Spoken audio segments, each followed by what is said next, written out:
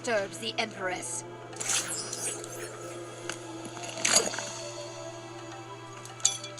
Round 1. Fight! Hello, E-Monkians, it's E-Monk here, and today we are going over the shoes. There's going to be a little bit of extra stuff to this. It's like miscellaneous stuff that didn't get added because I was working on the shoes at the same time. Like certain things to do with the shoulder, a little bit of the knees, just odds and ends like that. So please bear with me. In the next video after this one, it'll explain painting and everything else. Alright, let's go. Hey, so here's an update. I haven't recorded in a while because, oh no, it's stuck in my earring. Get out of there. Oh, okay. Because, 1, my husband and I went to the Titanic thing. 2, my battery died. 3, the kids were out when I was doing a lot of this. So, I'm going to give you an update now. We're still working on the armor. And what I did is I cut out all of the pieces like I did before. And I copied the same, come on camera. I copied the same exact armor pieces that I made. It's all down there in the floor right now. It's all so bad. But like the old armor that I had, it's all in shambles and pieces that broke. Like this one, that's an ankle piece, you know, and the knee piece. That piece. Basically the entire shoulders, the knees, and the entire shoe. Like the ankle right above the toes and the toe area. So yeah. I copied all of those onto that. It's 6mm craft foam. I'll leave a link in the description on where I got it. And it's smooth on both sides. It's so amazing. It's so much better than EVA foam. I found the right stuff finally. And then, after I cut everything out, I used an X-Acto knife, which my X-Acto knife's not exactly that sharp. I need to get a box cutter. Oh, over here. I need to get a box cutter. But, since that didn't happen, after I cut it all out, I went through with the Dremel and went ahead and dremeled everything, including these toe pieces and all that stuff. I dremeled each individual piece first, and then after I dremeled each individual piece to sand it down and smooth it out, which it turned out really nice and smooth, then then it came to connect all of the pieces.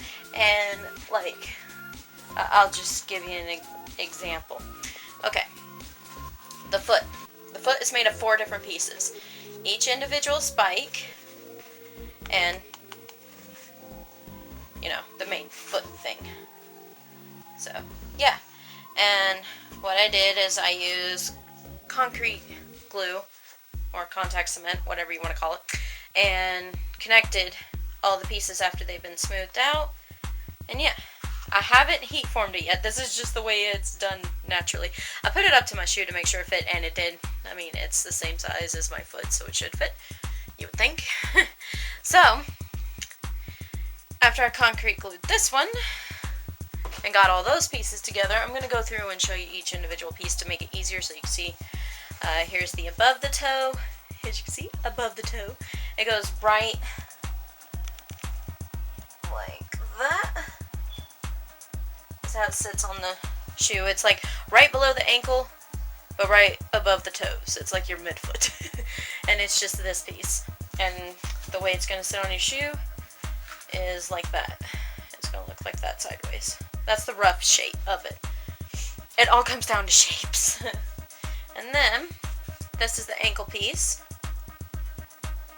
Cut and dremeled it. It's a single piece by itself.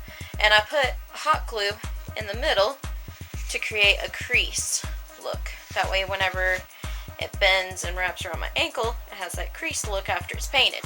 So, quick way to get a crease. So, and of course you want to do this twice because you got 2 legs. So, yeah. And here's the knee piece. What I did, this is technically 4 pieces. Alright, now to break it down, here's the top piece by itself, which you need to think of it like a dragon mouth, kinda. I just freehanded it.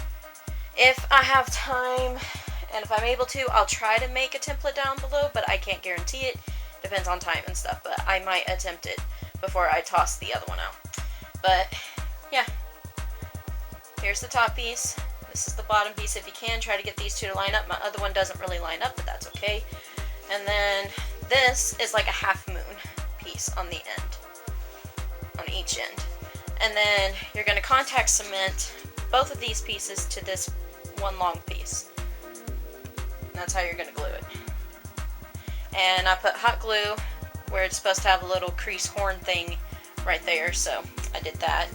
And this is what it's going to look like roughly when it's on my knee. Of course, it's going to be a little more flared out because it's supposed to be flared out kind of like that, but it depends how I heat form it. That's what that looks like. And I'm also excited because I learned a new trick and I want to show you. But first, I'll show you the shoulders. Kitty. She crashed at my place tonight. Okay. Sorry, hand and face. This is when it focuses. Okay, come on. Hey, there you go. Alright, this is the shoulder piece. I would lift it up, but I can't because it's wet. So, we're gonna wait a minute. I used the same jewel from before and just stuck it in the middle, took it from the old piece. You know, did the whole circle and arrow.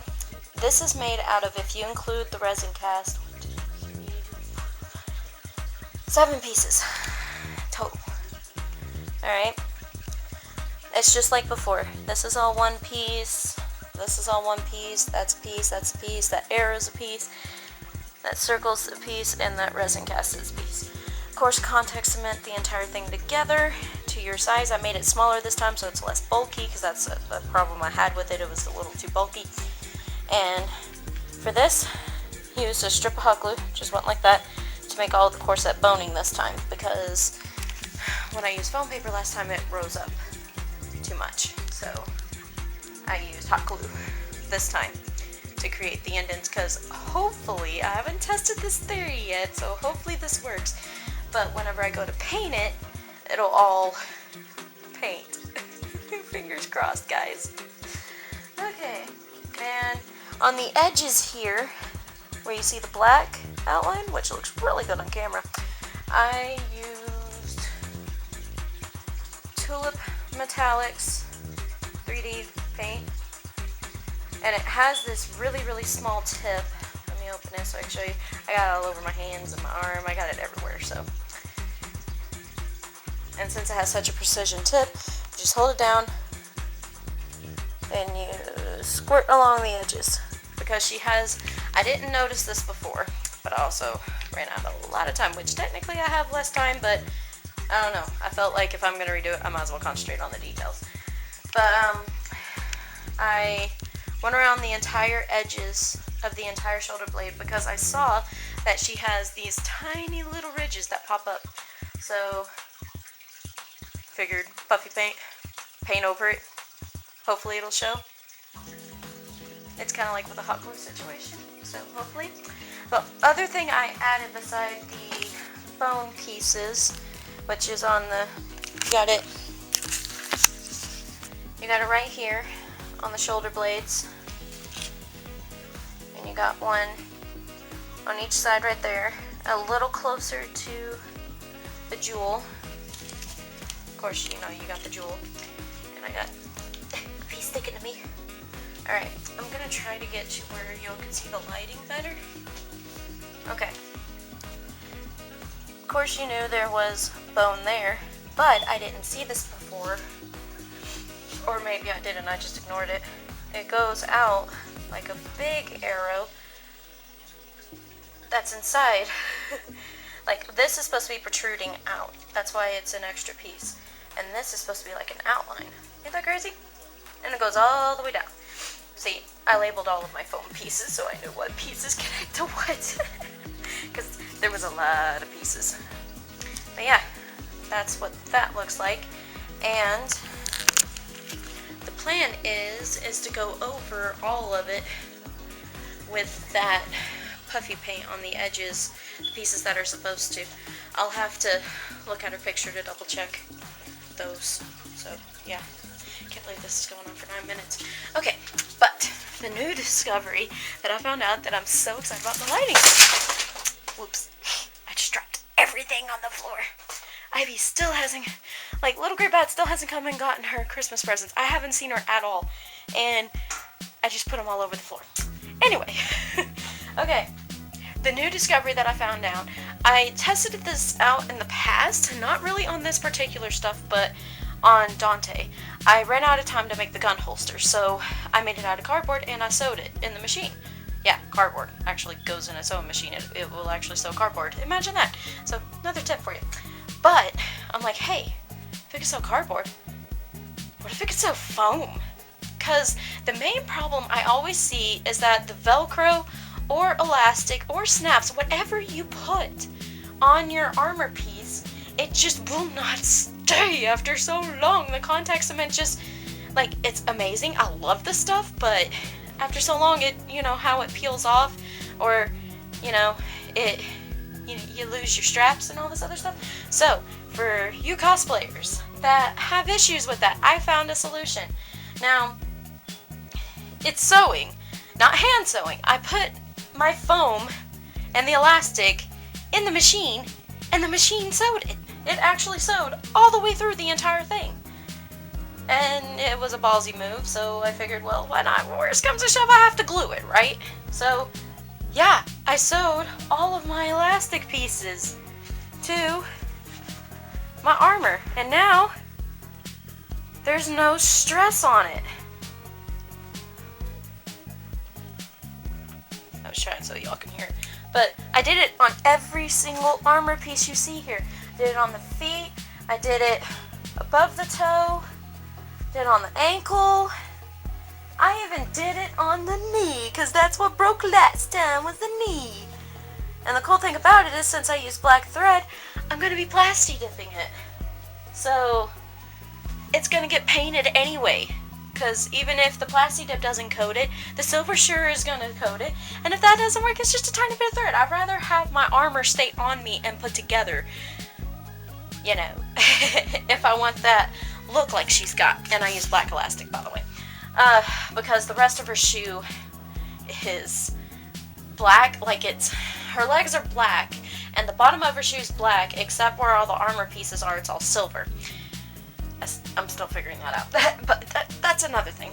Anyway, I was shocked that the machine could actually sew through this. Now, I don't know if this will work for everybody, but I will show you the settings I have to help you. Sorry, my eye is itching really bad. Okay. Alright, let me show you the settings I have my machine on. Come on, focus. I really need to get a new camera. Come on. Focus. Look, a pretty ring. It's not red. There we go. Okay. I use the SS option, which I call that Super Stitch. I don't really know what that is. And number 3 on SS, which is this one right here. Yeah. So, it's this one right here, number 16. And it's 3 on that, 3 on that. I always keep those the same, I never change them. And down here, I have a walking foot and a leather needle, is what I used. And you see my machine. It's just a standard machine. So if my machine can do it, I'm sure your machine can do it. But if you do need those extra extensions, that's what those are. It's a leather needle with a walking foot on the SS 16 stitch, and 3 and 3 on the others, in case you need that. And, I mean, I've been pulling on this stuff, guys, and it's not going anywhere. I mean, I thought it was breaking because I heard, like, weird noises, but it turned out it was the elastic from where it's new. It needed stretched. But yeah, that's the update. So, yeah. Now, I'm going to look at my reference picture and do the edges on whatever needs the edge. And then we're ready for plasti dipping, guys.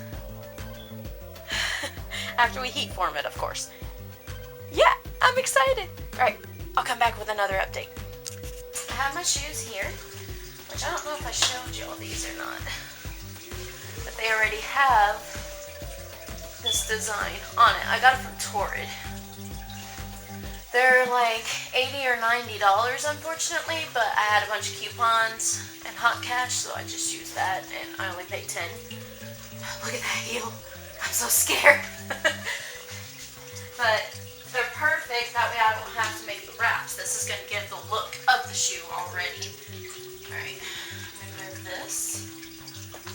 So we're going to do that last. Okay. Now, to do this, that's going to be a tad bit odd. We're going to heat it up and then press it to the shoe. And when we do this, I'm going to mark which shoe is which. So I have my marker here. And yeah, so, which right now we're working on the left shoe. So yeah, let's heat it up. Lightly heating the foam over it. You don't want to stay in one spot because you don't want to burn it. Turn that off. What I'm going to do, since I already have the elastic on, to help form it, I'm going to go ahead and stick it to the shoe. Make sure the elastic's pointed in the right direction, which it is. And this way, this will help force it down onto the shoe better. I just didn't want to heat up the shoe because, you know, I doubt it's real leather. But it's a really nice quality shoe, so I really don't want to mess it up. And I put elastic on all of this so it can all be detachable. Because these shoes are really nice, so I would like to keep them that way. What keeps sliding? Okay. But this will be one way to get it to form, and we just have to wait for it to cool down. Yeah, and that's how the toe goes, which technically I should have done above the toe first, but we're just going to do that first. Alright, then I'm going to go ahead and work on the other shoe, and I'm going to show you how to properly put all these pieces on. The way you need to put these pieces on, you just need to put this on first, which is the above toe. Then you put on your toe, and then you put on your ankle. The ankle, it doesn't really matter when you put it on. You could go ahead and put it on first, but you don't have to. If you want to, sure. But with the ankle, we'll have to form it to our ankle, I believe, because, well, no, we can form it to that. Alright, we're going to start with the ankle first. Go backwards. Alright, ankle piece. So you know which piece this is. And I believe it points like that. Like, it's supposed to move around like this. It's kind of like your strap. You can use the elastic strap to hold it above the heat gun.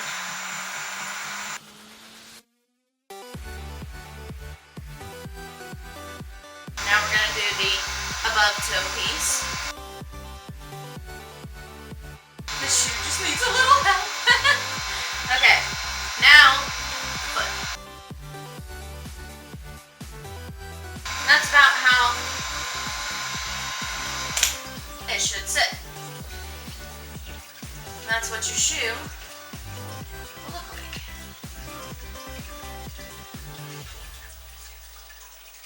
Yeah. And that will help. You could also get some objects and like roll it. That would work too. Like the only piece I'm worried about is right here, because this side's staying down really, really well. This side is flapped up a little. Which it's okay if it is. It's just gonna show dimension because it's gonna blend, so it ain't really gonna matter. Because I didn't want it to. I didn't put it all the way to the ground like hers is, because I did not want it to touch the ground. Because last time when I did that, it was just a mess. But this will create, I think, good enough.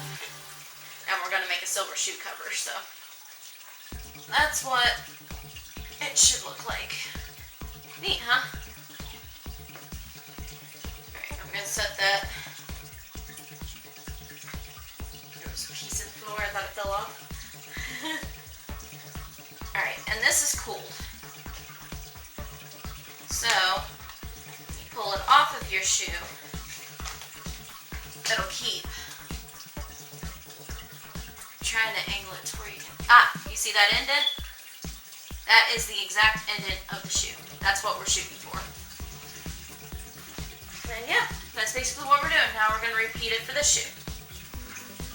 So, I'm going to go backwards. I'm not going to heat treat this one again, but I will put it on just so I can make sure all the pieces fit. So, let's do this again.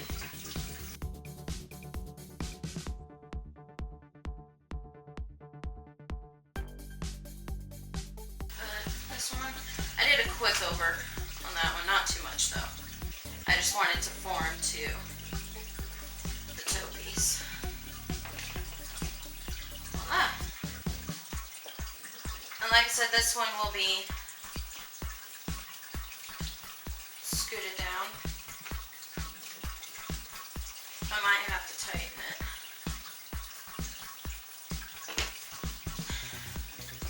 There is our shoes. Don't they look so cool? I'm just amazed by it. Yeah, I think this elastic will be fine because you gotta think I'm gonna be putting my leg in here, so it's gonna expand out. That looks so cool. Oh, pretty, pretty shoes. Alright. Got that.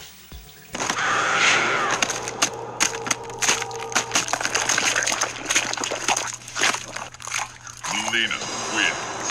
Fatality.